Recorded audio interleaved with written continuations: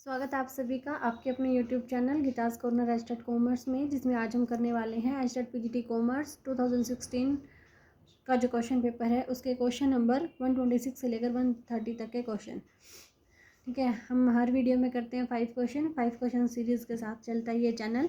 इससे पहले हम 17, 18 और 19 का क्वेश्चन पेपर पूरा कर चुके हैं। अगर आप चैनल पर नए हैं तो प्लीज़ चैनल को सब्सक्राइब करिए, साथ में लगे बेल आइकन को ज़रूर प्रेस कीजिए ताकि हर आने वाली वीडियो की नोटिफिकेशन आपको टाइम पे मिल जाए। और अगर आपको नोट चाहिए है 17, 18 और 19 वाले पेपर की, तो आप टेलीग्राम चैनल पे जाके, जिसका नेम यही है एस्टेट गीतास कॉर्नर एस्टेट कॉमर्स, वहाँ पे जाके आप सारे नोट्स जो हैं वो ले सकते हैं। ठीक है, करते हैं आज की क्वेश्चन। आज की ये 8th वीडियो है 2016 के पेपर की, जिसमें हमारा फर्स्ट क्वेश्चन है which one is not the objective of book keeping. Book keeping का क्या ऑब्जेक्टिव नहीं है। देखिए, बुक कीपिंग का ऑब्जेक्टिव क्या नहीं है, to know the number of workers कितने हैं, काम कर रहे हैं, इसको जानना बिल्कुल भी ऑब्जेक्टिव नहीं है बुक कीपिंग का। बुक कीपिंग आप सभी को पता है, प्लस 1 में स्टार्टिंग में टॉपिक यही करवाया जाता है बुक कीपिंग क्या होती है। ठीक है, सारी बुक्स हम तैयार बिल्कुल संभाल के रखना। कहाँ तक, ट्रायल बैलेंस तक, क्योंकि इसके बाद अकाउंटिंग शुरू हो जाती है। अब यहाँ पे जो भी तीनों ऑप्शन आए ना, ये सारे अकाउंटिंग के ऑप्शन है। पूछा था कि कौन सा ऑब्जेक्टिव नहीं है, देखा जाए तो कोई सा भी ऑब्जेक्टिव नहीं है बुक कीपिंग का। चारों ये तीनों ऑब्जेक्टिव जो अकाउंटिंग के हैं और ये हमारा बुक कीपिंग का है। लेकिन फिर भी आंसर की में इसको टिक किया गया था कि नंबर ऑफ वर्कर्स को जानना ये हमारा ऑब्जेक्टिव नहीं है बुक कीपिंग का। अदर ऑप्शन में असर्टेन प्रॉफिट एंड लॉस, ये हमारा ट्रेडिंग प्रॉफिट एंड लॉस से निकलता है, जो कि अकाउंटिंग में आता है। To ascertain financial position, balance sheet से पता लगता है, जो कि हमारा अकाउंटिंग में आता है। To ascertain cash position, cash statement से पता चलता है, कैश फ्लो स्टेटमेंट से, जो कि हमारा अकाउंटिंग में आता है। अब मीनिंग में देखिए, बुक कीपिंग क्या होती है। Book keeping can be defined as the system of keeping records, सारे रिकॉर्ड्स को रखना एंड क्लासीफाइंग, उन्हें बांटना, all the financial transactions on a day to day basis, यानी कि दिन प्रतिदिन के आधार पर जितने भी फाइनेंशियल ट्रांजैक्शन हैं, जितने भी मौद्रिक लेन देन हैं कंपनी के, ठीक है, कंसर्निंग द बिजनेस ऑपरेशन, अपनी व्यवसायिक क्रियाओं से संबंधित, उनको सिक्वेंटली मैनर में बांटना, ये हमारा बुक कीपिंग होता है। सारे रिकॉर्ड को रखना बुक कीपिंग होता है। इसमें ये हमारे आ जाती हैं, सबसे पहले आता है गैदरिंग बेसिक फाइनेंशियल डाटा। सबसे पहले फाइनेंशियल डाटा जो है उसको इकट्ठा किया जाता है। Second, identifying the transactions and events with the financial aspect, मौद्रिक पहलू जो होते हैं उसको देखते हुए जितनी भी ट्रांजैक्शन है, जितनी भी घटनाएं हैं, उन सभी को आइडेंटिफाई किया जाता है कि जो फाइनेंशियली एस्पेक्ट को पूरा कर रही हैं, उन ट्रांजैक्शन को जो है छाटा जाता है। Measuring the transactions in monetary term, फिर उनका मौद्रिक रूप से मूल्यांकन किया जाता है। And keeping A record of the financial effect of the transactions, एक रिकॉर्ड रखा जाता है कि जितनी भी ट्रांजैक्शन है उनका फाइनेंशियल इफेक्ट क्या हुआ, in the order in which they arise. ठीक है, बिल्कुल डे टू डे ये सिस्टम चलता है। Classifying the effect of transaction, जितनी भी ट्रांजैक्शन है उनके जो इफेक्ट है उसको क्लासीफाई किया जाता है। उसके बाद प्रिपेयरिंग स्टेटमेंट, जैसे कि trial balance statement. Trial balance क्या है, एक स्टेटमेंट है, ये भी पहले एक बार बोर्ड में आया था, सॉरी एस्टेट में आया था। ट्रायल बैलेंस को क्या माना जाता है, ये एक स्टेटमेंट होती है। यहाँ पे इसका काम जो खत्म हो जाता है, इसके बाद अकाउंटिंग का काम शुरू होता है। क्वेश्चन क्या था कि भी ऑब्जेक्टिव कौन सा नहीं है बुक कीपिंग। अब देखिए, ऑब्जेक्टिव कौन से होते हैं बुक कीपिंग के। बुक कीपिंग का जो फर्स्ट ऑब्जेक्टिव होता है वो होता है टू रिकॉर्ड ट्रांजैक्शन, जितनी भी ट्रांजैक्शन हुई है ना उसका रिकॉर्ड रखना। रिकॉर्ड रखने के लिए वो जो भी एविडेंस है वो भी अपने पास संभाल के रखते हैं। And to ascertain financial effect, financial effect जो भी हो उसको निश्चित करना, यानी कि जिन भी ट्रांजैक्शन से फाइनेंशियल इफेक्ट होता है उनको निश्चित करना। And to show the correct position, और जो भी बिजनेस की करेक्ट पोजीशन है उसको शो ऑफ करना। अब ये जो अदर ऑप्शन है इन्होंने ऑब्जेक्टिव बताई, ये तीनों के हमारे अकाउंटिंग के हैं ऑब्जेक्टिव, कि प्रॉफिट एंड लॉस को पता करना, फाइनेंशियल पोजीशन को पता करना और कैश की पोजीशन का पता करना, ये सारे अकाउंटिंग में आते हैं। और टाइप कौन सा होता है बुक कीपिंग के, दो ही होते हैं, एक तो सिंगल एंट्री सिस्टम एंड एक डबल एंट्री सिस्टम। ठीक है, और मेथड्स कौन से होते हैं बुक कीपिंग के, मैनुअल बुक कीपिंग और कंप्यूटराइज्ड बुक कीपिंग। ये था बुक कीपिंग के बारे में। नेक्स्ट क्वेश्चन है हमारा, measure of the responsiveness. Responsiveness यानी कि प्रतिक्रियाशीलता, क्या रिस्पॉन्स होता है of quantity demanded to change in the price of a related good is known as. अब देखिए यहाँ पे क्या क्या रखा है कि संबंधित वस्तु, यानी कि एक वस्तु की अगर कीमत में परिवर्तन होता है, दूसरे की मांग में परिवर्तन होता है, तो इस रिस्पॉन्सिवनेस को क्या कहते हैं, क्रॉस इलास्टिसिटी ऑफ डिमांड। और cross elasticity of demand always positive किसकी होती है? ये हमारी सब्स्टिट्यूट गुड्स की ऑलवेज पॉजिटिव होती है, सब्स्टिट्यूट गुड्स की। ठीक है, अदर ऑप्शन में देखते हैं क्या है हमारा। अदर ऑप्शन में है एक तो सब्स्टिट्यूशन इलास्टिसिटी ऑफ डिमांड। अब जो क्वेश्चन था वो था कि quantity demanded to change in the price of a related good, related good बोला था, कॉम्प्लीमेंट्री नहीं बोला गया, सब्स्टिट्यूशन नहीं बोला गया, इसलिए वहाँ पे क्रॉस इलास्टिसिटी ऑफ डिमांड को टिक करना पड़ा। अदर ऑप्शन में सब्स्टिट्यूशन इलास्टिसिटी ऑफ डिमांड में क्या फॉर्मूला होता है?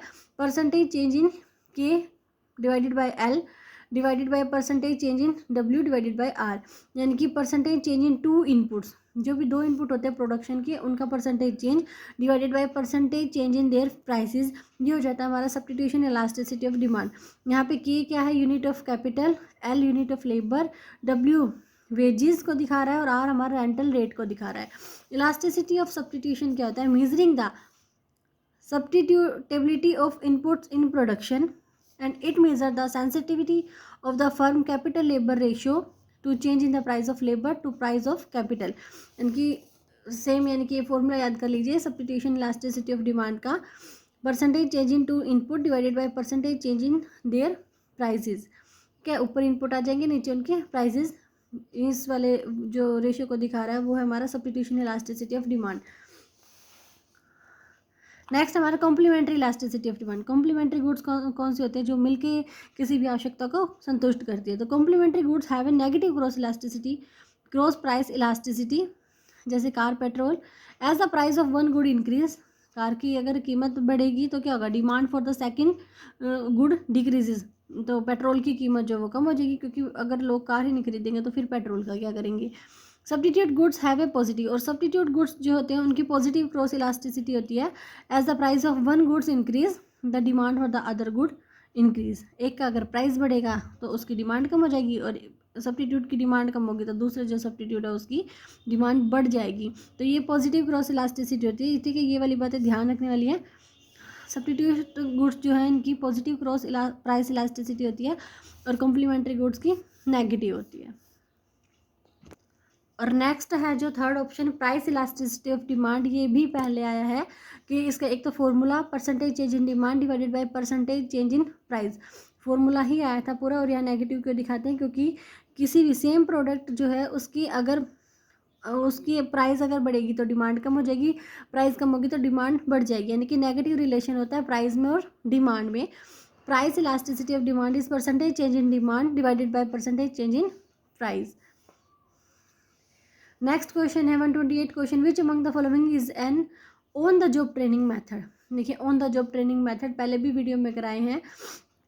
ऑन द जॉब ट्रेनिंग हमें छाटना था, ऑन द जॉब होता है कोचिंग, ठीक है, लेकिन ऑफ द जॉब कौन सा, यानी कि जहाँ पे काम चल रहा है वहाँ से अलग जाके ये वाली ट्रेनिंग दी जाती है। ये क्लासरूम के लेक्चर्स होगी या conferences, case study and films.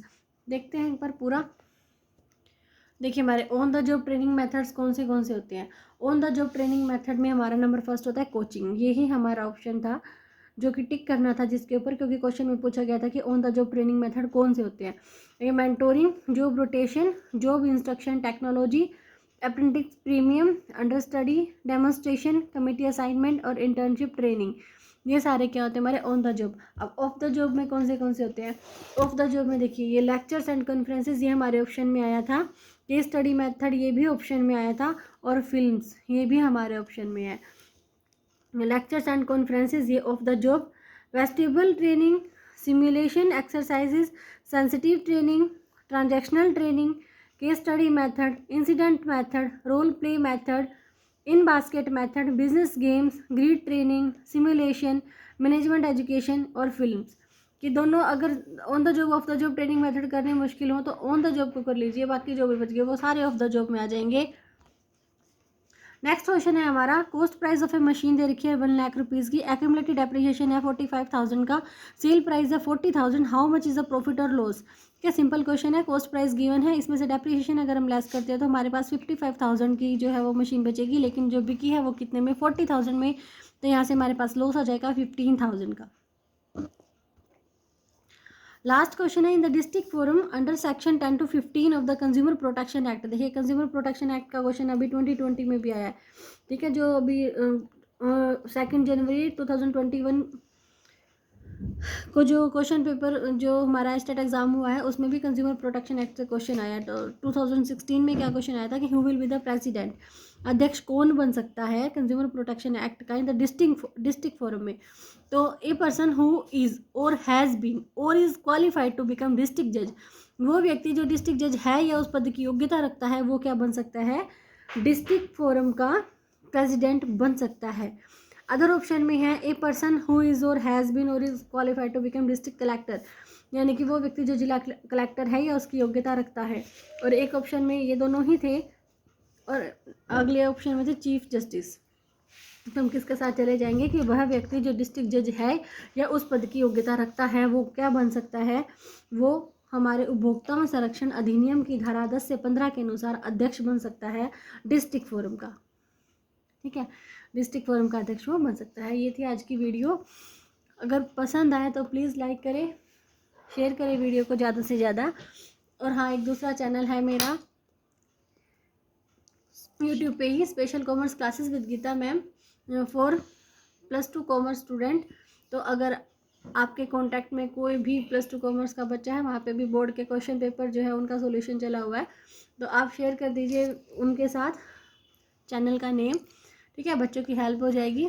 और ये वीडियो भी पसंद आए तो प्लीज़ लाइक करें और शेयर करें ज़्यादा से ज़्यादा। मिलते हैं नेक्स्ट वीडियो में जल्दी ही।